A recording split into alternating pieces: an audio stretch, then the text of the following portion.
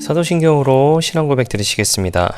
전능하사 천지를 만드신 하나님 아버지를 내가 믿사오며 그 외아들 우리 주 예수 그리스도를 믿사오니 이는 성령으로 잉태하사 동정녀 마리아에게 나시고 본디오 빌라도에게 고난을 받으사 십자가에 못 박혀 죽으시고 장사한 지 사흘 만에 죽은 자 가운데서 다시 살아나시며 하늘에 오르사 전능하신 하나님 우편에 앉아 계시다가 저리로서 산 자와 죽은 자를 심판하러 오시리라. 성령을 믿사오며 거룩한 공회와 성도가 서로 교통하는 것과 죄를 사하여 주시는 것과 몸이 다시 사는 것과 영원히 사는 것을 믿사옵나이다. 아멘. 함께 은혜 나누 하나님의 말씀 요한복음 1장 16절 말씀입니다. 요한복음 1장 16절 말씀입니다. 말씀을 읽어드리겠습니다.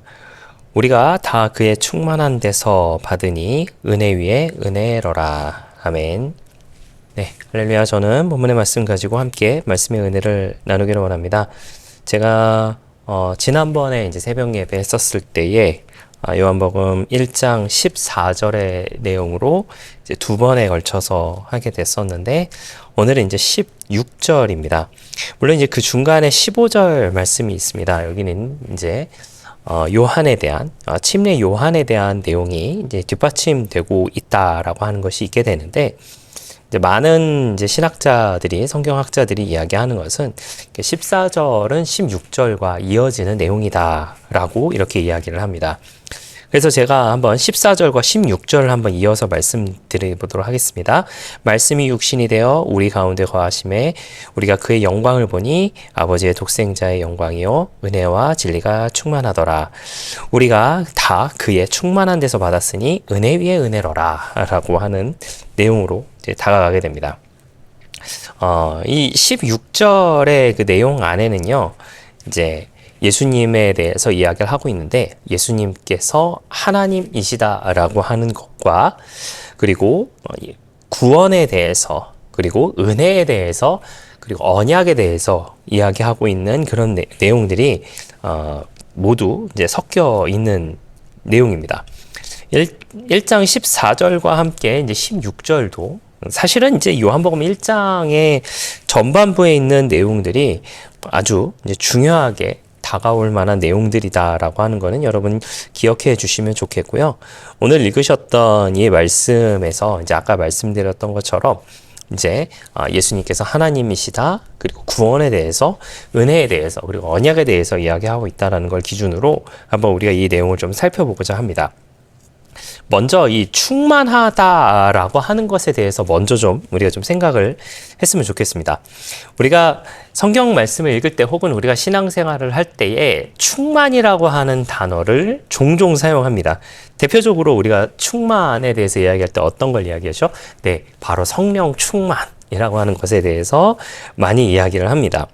이 충만함이라고 하는 것은 신적 속성을 지닌 예수님의 내재적인 본질이다라고 이렇게 평가를 하고 있어요.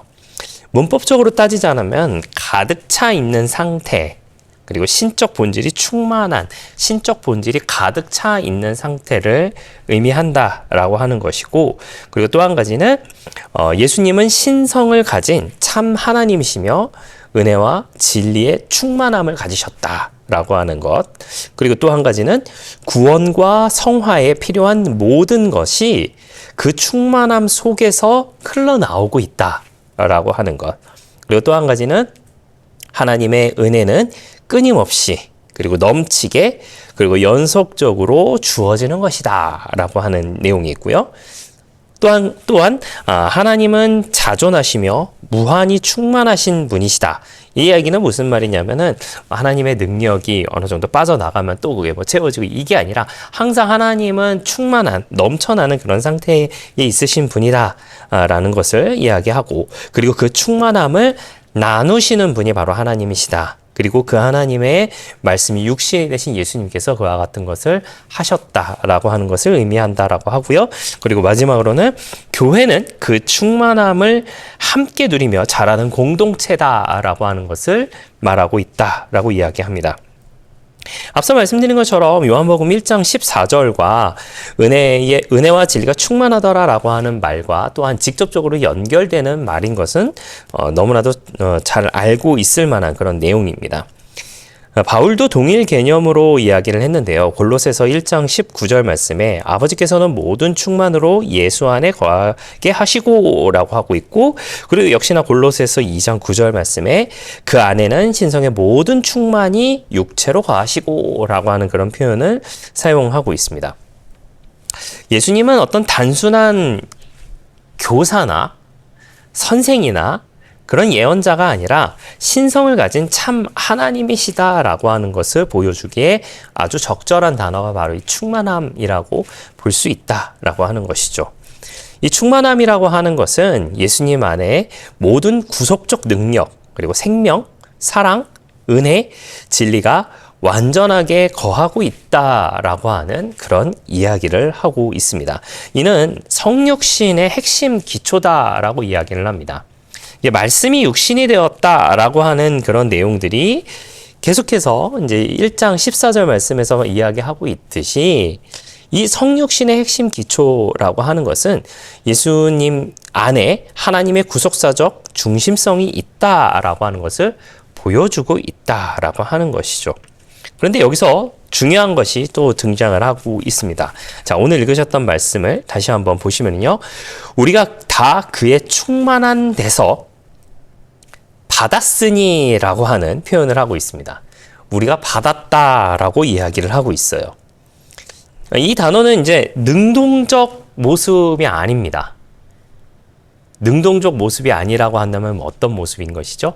수동적인 모습이다라고 하는 것이죠.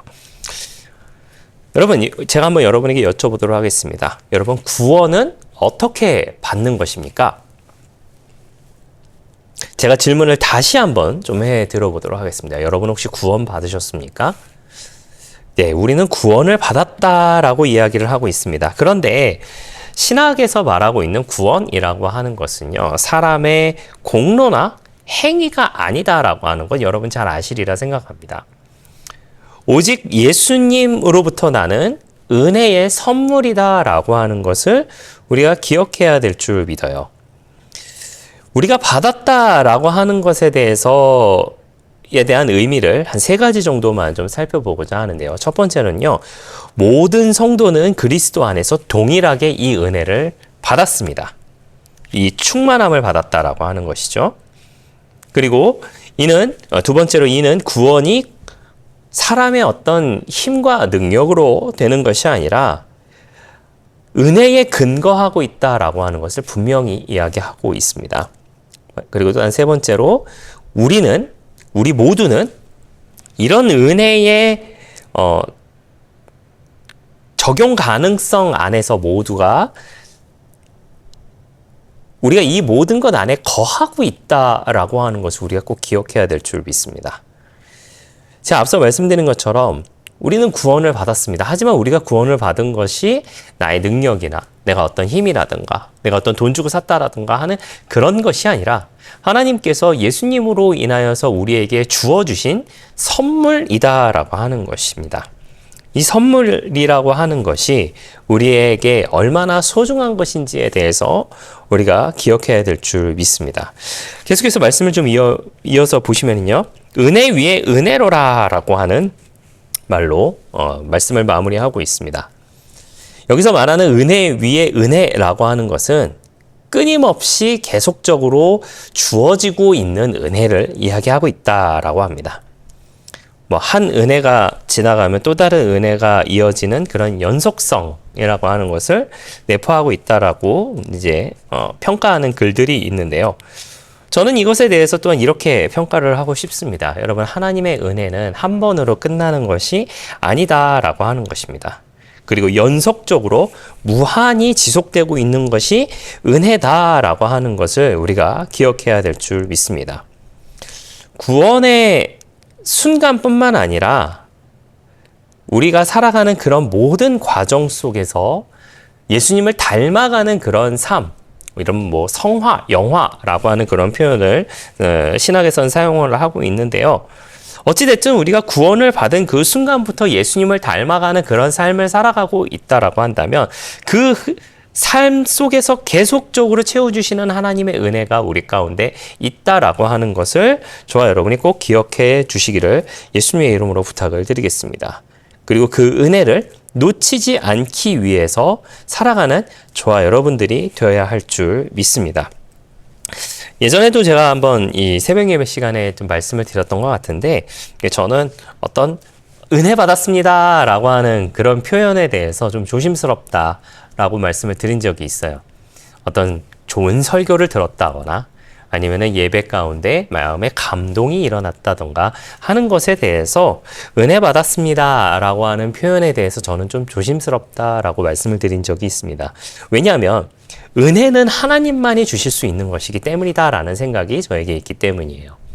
그 은혜라고 하는 것은 이제는 내가 죄의 자리에 있는 것이 아니라 성도의 자리에 넘어가게 되었고, 이전에는 죄의 길에 있었지만 이제 하나님의 말씀을 따라가는 길에 있게 되었고, 이제는 내가 하나님의 백성으로서 하나님 나라에 갈 수 있는 자격 요건이 갖추어지는 것은 그것이 은혜라고 저는 생각을 하기 때문에, 그리고 그 은혜는 예수님께서 당신이 십자가에서 물과 피를 다 쏟으시고 그리고 3일 만에 부활하심으로 인하여서 우리 가운데 주어진 놀라운 은혜가 바로 그 은혜다라고 하는 생각이 저는 있습니다. 은혜 위에 은혜는 지금 우리가 계속적으로 받고 있는 저와 여러분들의 하나님에 대한 사랑이다라고 하는 것을 꼭 기억해 주시기를 예수님의 이름으로 부탁을 드리겠습니다. 우리가 살아가는 그 모든 순간 은혜 받은 사람으로서, 그 은혜를 누리고 있는 사람으로서 살아갈 때에 우리가 주님의 모습을 닮아가는 저와 여러분 되시기를 부탁을 드리겠고요. 그 주님의 모습을 닮아가는 그 가운데에 채워주시는 하나님의 좋은 것들을 풍요롭게 누리며 살아가는 저와 여러분들 되시기를 예수님의 이름으로 부탁을 드리겠습니다. 기도하겠습니다. 좋으신 아버지 하나님 감사합니다. 저희를 주님의 자녀 삼아주시고 함께 예배드리게 하시니 감사를 드립니다. 우리에게 은혜를 주셔서 너무나도 감사를 드립니다. 그 은혜는 우리가 받은 것이고 그 받은 것은 예수님의 충만한 가운데 비록되었다라고 하는 것을 기억하는 우리가 되게 하여 주시옵소서. 예수님은 하나님이시기에 늘 충만한 분이시며 그 충만함이 흘러넘쳐서 우리 가운데 왔다라고 하는 것을 기억하는 우리가 될 때에 또한 주님의 모습을 닮아가는 우리 모두가 되게 하여 주시옵소서. 감사드리며 예수님의 이름으로 기도했습니다. 아멘. 주기도문으로 마치겠습니다. 하늘에 계신 우리 아버지여, 이름이 거룩히 여김을 받으시오며 나라가 임하시오며 뜻이 하늘에서 이루어진 것 같이 땅에서도 이루어지이다. 오늘 우리에게 일용할 양식을 주시옵고 우리가 우리에게 죄 지은 자를 사하여 준 것 같이 우리 죄를 사하여 주시옵고 우리를 시험에 들게 하지 마시옵고 다만 악에서 구하시옵소서. 나라와 권세와 영광이 아버지께 영원히 있사옵나이다. 아멘.